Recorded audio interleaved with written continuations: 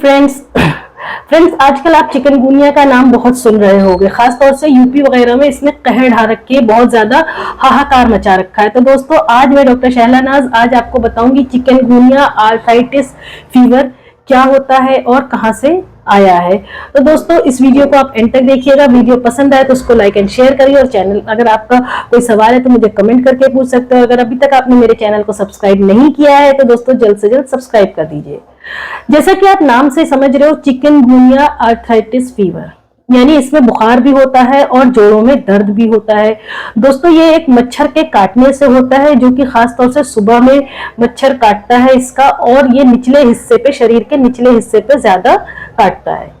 तो दोस्तों ये जो मच्छर है वो आपका अफ्रीका के एक शहर तंजानिया में पाया गया था सबसे पहले। वहां से फिर ये मच्छर आपके कई सारे कंट्रीज में बहुत कॉमनली आजकल पाए जा रहे हैं, जैसे कि आपका एशियन है, अफ्रीकन है और इंडियन कंट्रीज में भी पाए जा रहे हैं। जहां जहां ये मच्छर एडीज इजिप्टी मच्छर पनपते हैं दोस्तों, वहां पे इसका अटैक बहुत कॉमन है। और इसमें दोस्तों ये जो फीवर है, इसमें जोड़ों में बहुत ज्यादा दर्द होता है और साथ ही साथ मरीज के जोड़ों में सूजन वगैरह भी आ जाती है।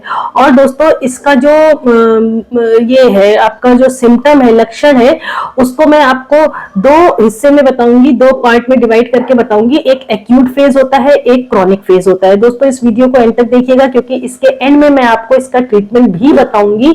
दोस्तों इस समय आपके यूपी में बहुत ज्यादा इस चिकनगुनिया बुखार ने काबू कर रखा है अपने ऊपर, और साथ ही साथ इसमें मरीज को बहुत परेशानी झेलनी पड़ रही है।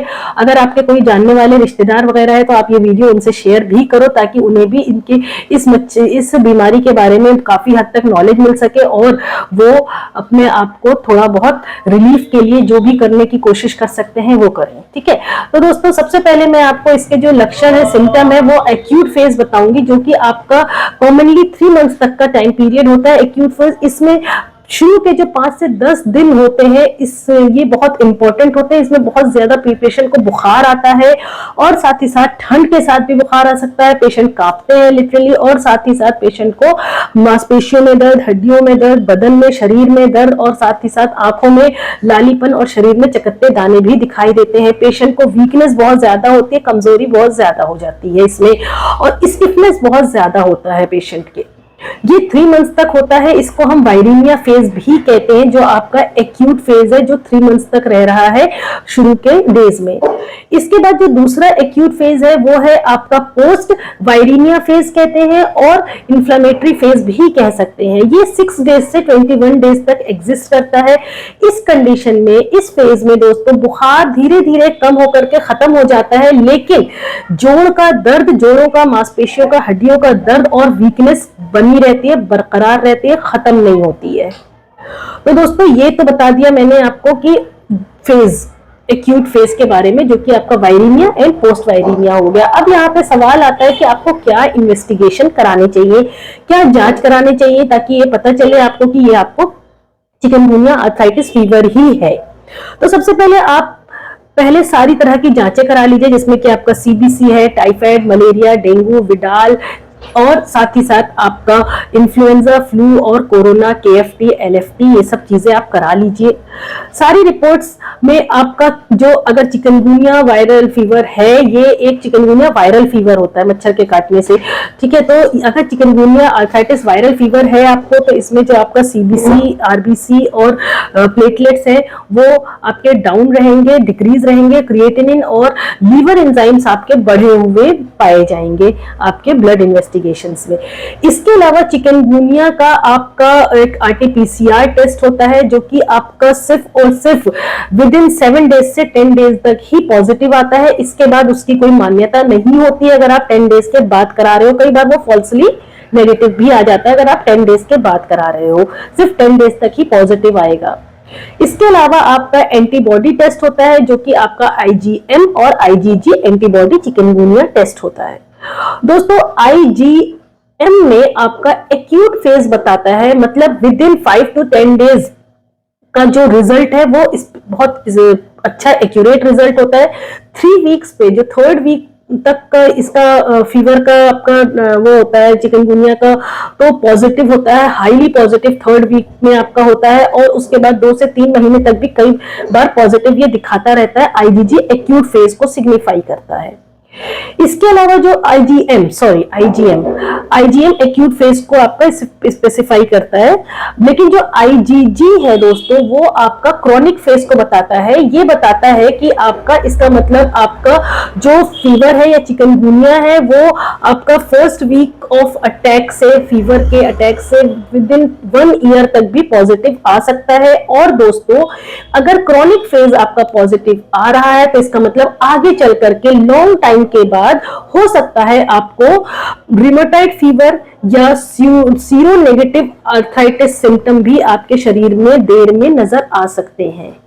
अब यहाँ पे बात आती है दोस्तों, जो ऑलरेडी इम्यूनो सप्रेस्ड मरीज हैं, जैसे कि आपका डायबिटिक है, बीपी है, हार्ट के मरीज है, लंग के मरीज है, किडनी के पेशेंट है, या ऑलरेडी ऑस्टियोआर्थराइटिस है मरीज में किसी में, तो उन लोगों में इसका जो सिम्टम है या इसकी जो अटैक का पावर है वो वर्स कर देता है मरीज को और खराब कर देता है, बहुत जल्दी मरीज को खराब करता है ये।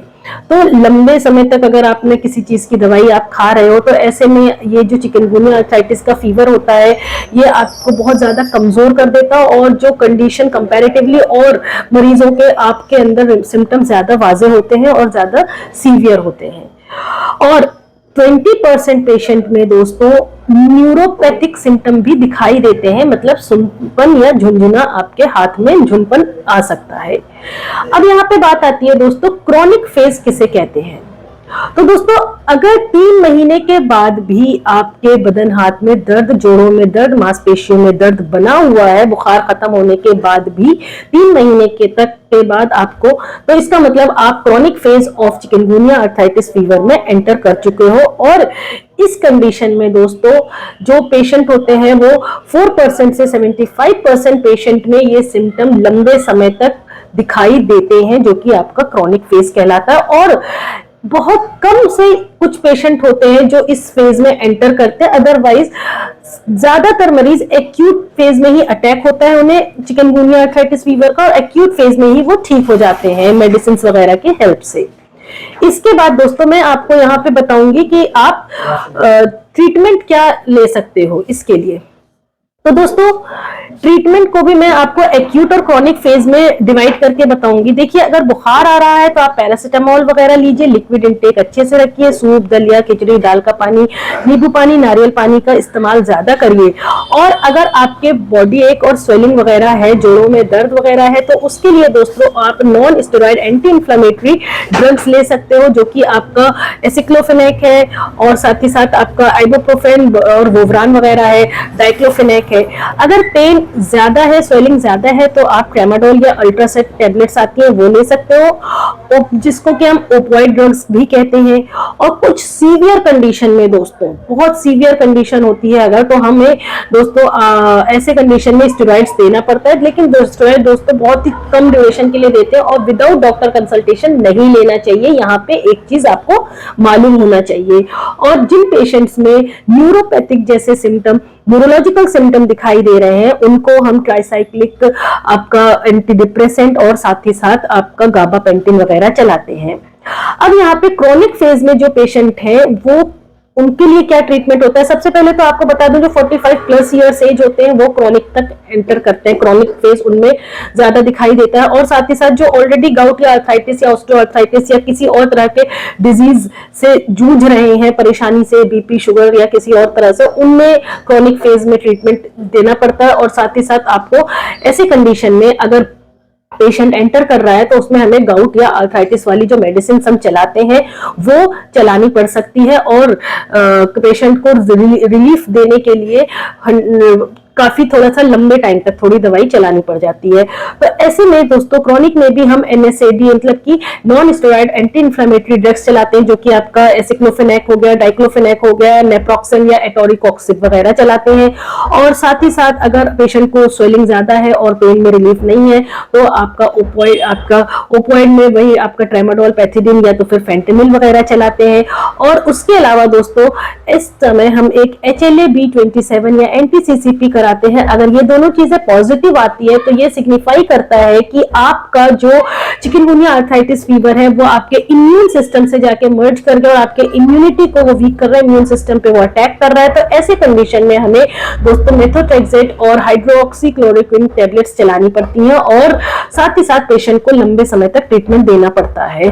और गाउट और आर्थराइटिस को ध्यान में रखते हुए उसके ट्रीटमेंट को करते हैं हम, ताकि पेशेंट को काफी रिलीफ मिले। इसके अलावा दोस्तों स्टेरॉइड ड्रग्स भी आपको देते हैं बहुत शॉर्ट ड्यूरेशन के लिए, ताकि आपके लीवर वगैरह पे या लंग्स पे उसका असर ना पड़े।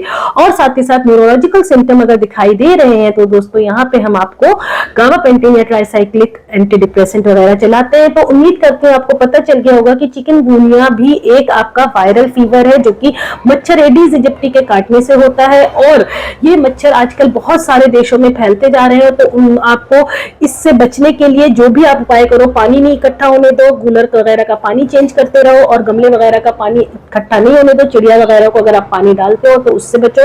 घर आप वक्त से पहले ही, शाम होने से पहले बंद कर दो। ये मच्छर वैसे दिन में काटते हैं तो आप घर में दिन में भी ऑल आउट वगैरह का इस्तेमाल करिए और इन मच्छर से बचिए। दोस्तों कंडीशन खराब हो उससे पहले आप प्रिवेंशन ले लीजिए। दोस्तों वीडियो पसंद आई हो तो लाइक एंड शेयर करें, चैनल को सब्सक्राइब करें। Thank you.